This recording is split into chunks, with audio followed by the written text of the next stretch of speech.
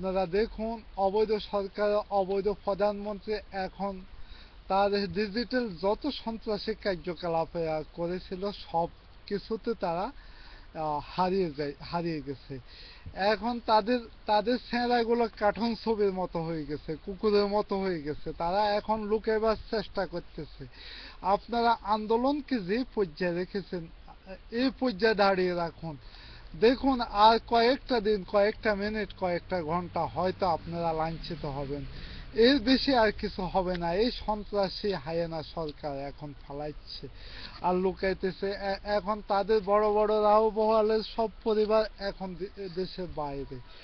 এমনকি হাসিনা যে কোনো মুহূর্তে এখন পালাইব, এই পালাইবার পরিকল্পনা নিয়ে সে এখন দৌড়াচ্ছে।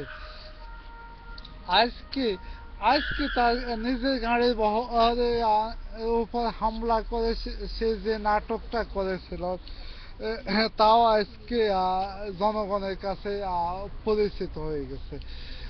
বাংলা মানুষ তার এই নাটকের সারাংশ সবকিছু বুঝে।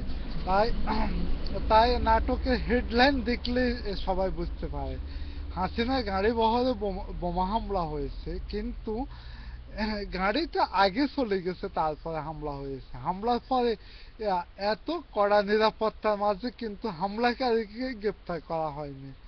সি, হাসিনা লজ্জা বাসে না। আর কত নাটক করবেন? আপনার নাটকের সারাংশ কিন্তু বাংলা মানুষ এখন জানে। এমনকি আপনার নাটকের পরিচালক যে আপনি কিরকম পরিচালনা করেন, ওইগুলা মানুষ মুখস্থ বলে দিতে পারে। কিন্তু এমনকি বিশ্ববাসী পর্যন্ত জানে। নাটকগুলা ক্ষমা দিয়ে এখন আপনাকে আত্মসমর্পণ বা ফলাইবার জন্য আমি অনুরোধ করতেছি। তারপর অন্তত যদি ফালাই যান হয়তো বাঁচে যেতে পারেন। বাংলা মানুষ এখন এক পায়ে দাঁড়িয়ে আছে আপনার থেকে রক্তের বদলা নেওয়ার জন্য। কিন্তু ওই সময় আর বেশি বেশি নাই, হয়তো কয়েকটা ঘন্টা, কয়েকটা মিনিট, কয়েকটা সেকেন্ড। এখন আপনার যতদিন যাচ্ছে কিন্তু আপনার নিঃশ্বাস বড় হয়ে যাচ্ছে। আপনি আপনার সন্ত্রাসী মমতাজের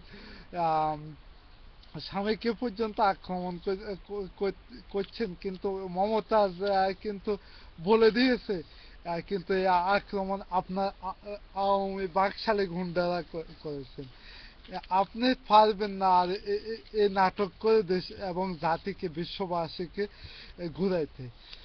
আপনাকে আপনাকে এই আপনার নাটকের মাঝে কিন্তু বাংলাদেশ সেনাবাহিনী পর্যন্ত তাজা জীবন দিতে হয়েছে। আপনাকে আবারও বলতেছি, কুকুর দিয়ে কিন্তু বাঘ শিকার করা যায় না। আমরা আপনার কুকুররা এখন বাংলাদেশ জাতীয়তাবাদী নেতৃবৃন্দ গায়ে হাত দিতে কিন্তু অনেকটা ভয় করবে, কিন্তু তারা জানে এর পরিণাম কি হবে। আপনার আইন অনুসারে আমরা বিশ্বে যেখানে থাকুক না কেন তাদেরকে আমরা টেনে আনবো। আমি ইটাল বিএনপির পক্ষ থেকে এই আহ্বান আপনাকে জানাচ্ছি। খোদা হাফেজ। বাংলাদেশ জাতীয়তাবাদী জিন্দাবাদ।